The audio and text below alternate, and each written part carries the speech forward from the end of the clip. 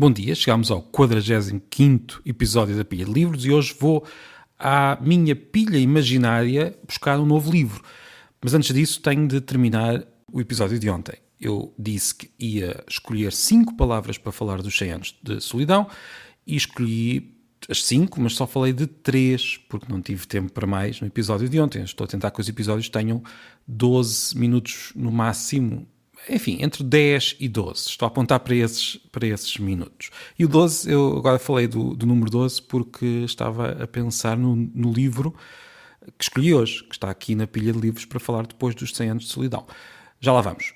Faltam as 2 palavras e a primeira, ou melhor, a quarta palavra, a primeira de hoje, é a palavra confusão. Antes disso, eu gostava de lembrar que ontem falei da palavra início, da palavra espanto e da palavra mitos. E hoje a quarta palavra é confusão.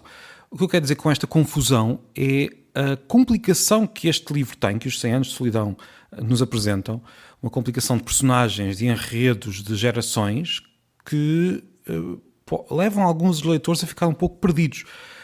Às vezes até a nem perceber muito bem de que personagem que nós temos à frente. Os personagens têm nomes muito parecidos ao longo das gerações e ficamos por vezes um pouco baralhados, mas isto é de propósito.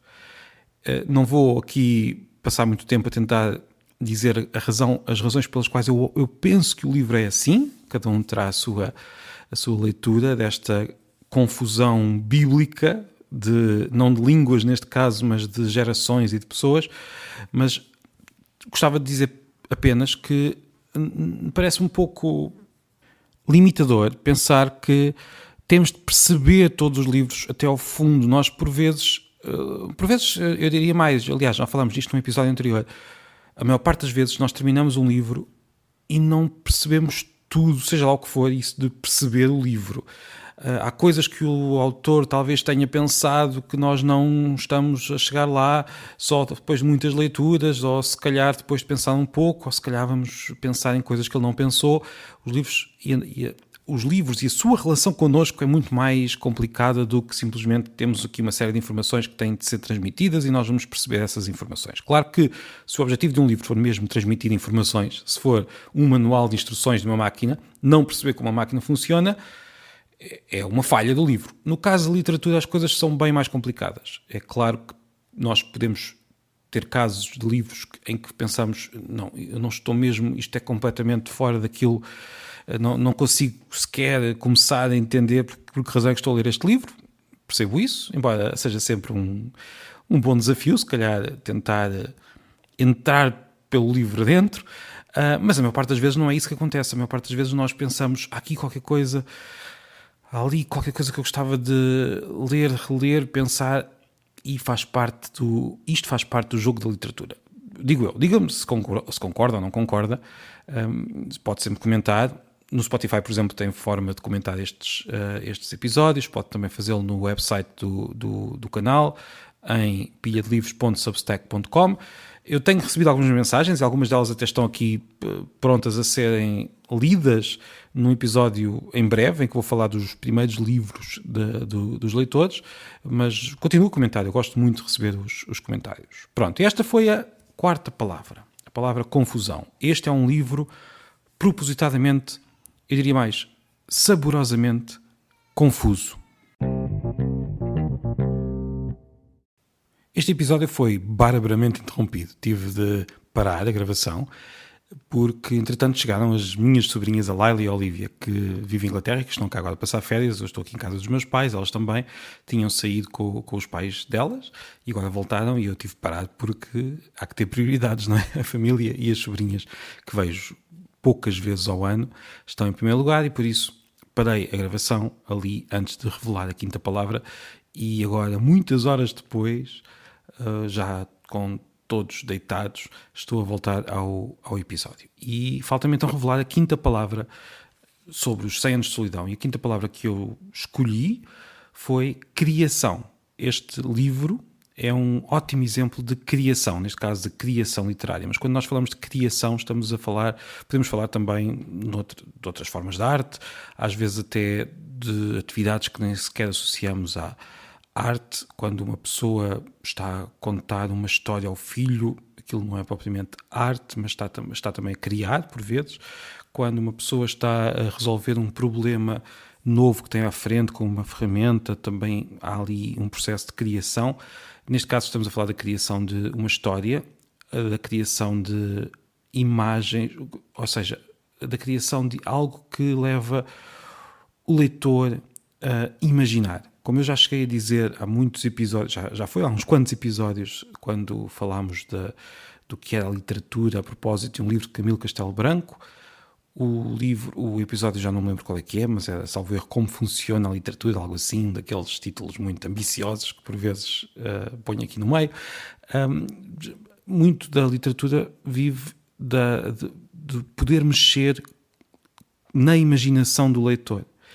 E Gabriel Garcia Marques o que faz aqui é pega numa série de histórias ligadas à história do seu país, ligadas àquilo que nós imaginamos sobre essa história, ligadas a histórias completamente inventadas de raiz e ligadas também àquilo que é a sociedade, aquilo que também está mal na sociedade e que o escritor vê e que junta neste caldo que podia correr muito mal. É muito fácil fazer má literatura, mas neste caso correu muito bem. E este livro é feito, na verdade, daquilo que se fazem os mitos, como eu já disse há pouco, na primeira parte deste episódio. O livro termina com os manuscritos em sânscrito a serem traduzidos, revelando que, na verdade, aquela história estava contada desde o princípio dos tempos e, por isso, na verdade, o próprio livro, aquele relato, está dentro do livro. No final do livro nós temos, e se calhar estou a revelar demais, eu devia pôr aqui um aviso a dizer que há revelações neste episódio. Os famosos spoiler alerts de que ouvimos falar tantas vezes. Pronto, vai mesmo sem aviso. Eu só queria deixar este livro, antes de passar ao próximo na nossa pilha, a dizer que, na verdade, os relatos dos livros parecem estar fora da nossa vida, mas também fazem parte dessa vida, tal como este relato de toda a história dentro da própria história. Histórias que nós lemos acabam por se imiscuir, se quisermos, nas conversas que temos uns com os outros, na nossa imaginação, naquilo que nós sentimos no dia-a-dia, e por isso os livros fazem, pelo menos acontece muitas vezes, fazem parte destas histórias que são os nossos dias. Não sei se não estou, isto já é tarde, desculpem, já estou aqui, já foi no final, já estou a falar no final de um longo dia, mas espero ter feito algum sentido. Eu tinha então um outro livro para apresentar na pilha de livros. E não sei, quem tem livros em casa sabe que por vezes os livros aparecem unidos pelo autor, às vezes temos os livros do mesmo autor juntos, outras vezes estão completamente separados, de repente temos livros que não têm nada a ver um com o outro, ali mesmo muito juntinhos. Neste caso, o livro que vem a seguir nesta pilha imaginária é um livro também de Gabriel Garcia Marques. É um livro de contos muito diferente. Eu vou confessar uma coisa. Eu já tentei ler muitos outros livros de Gabriel Garcia Marques, mas o único que me prendeu completamente e que eu não consigo abandonar e vou relendo é mesmo Os 100 Anos de Solidão. Há este outro livro que também foi muito importante numa certa altura da minha vida de leitor, e estou a falar dos 12 Contos Peregrinos. É um livro de contos e não vou estar aqui a contar os vários contos, e para isso proponho que leia o livro, mas tem aquele, é um conjunto de contos que nos, tal como o livro que provavelmente irei falar amanhã, que é um livro muito diferente e português, mas também é um livro de contos. Este livro é como se fosse quase uma amostra daquilo que a literatura nos pode fazer. É quase como se fosse um pequeno menu de degustação, mas acho que dizer isso acaba por limitar aquilo que o livro é mais do que isso. Tem um conto em particular que me lembro e que sempre achei um excelente conto. Uma mulher que de repente precisa telefonar e bate à porta de uma instituição e acaba por ficar lá internada porque ninguém percebe que ela na verdade só queria telefonar a alguém, e todos pensam que aquilo é a história de alguém que não está bem, que está internada naquela instituição. É uma ideia muito, muito engraçada e muito bem contada por Gabriel Garcia Marques. Portanto, o livro de hoje, na verdade, são estes 12 contos peregrinos que eu tentei trazer aqui nestes quase 12 minutos de episódio, que não sei se chega a 12 minutos, mas é quase, em que fui falando destes 2 livros. Amanhã voltamos à nossa pilha, vou buscar mais um livro e vamos falar de mais um livro. Talvez escolha as tais 5 palavras, acho que é bom, sempre me vai orientando aqui nestas conversas. E já sabe, comente, partilhe, avalie o podcast. Espero que esteja a gostar. Muito obrigado e até amanhã.